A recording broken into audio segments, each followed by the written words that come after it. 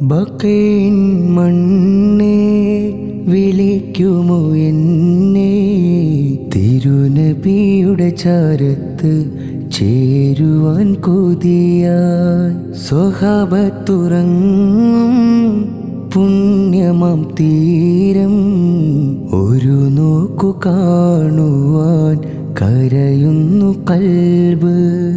അഷ്റഫുൽ ഖൽഖിന്റെ റൗളതൻ ചാരേ കണ്ണീരൊഴുക്കി ഞാൻ നിൽക്കുന്ന നാളിൽ, ബഖീന്റെ മണ്ണിൽ നിന്നൊരു കാറ്റു വന്ന് എന്നെയും മെല്ലെ വിളിക്കില്ലേ നാദാ.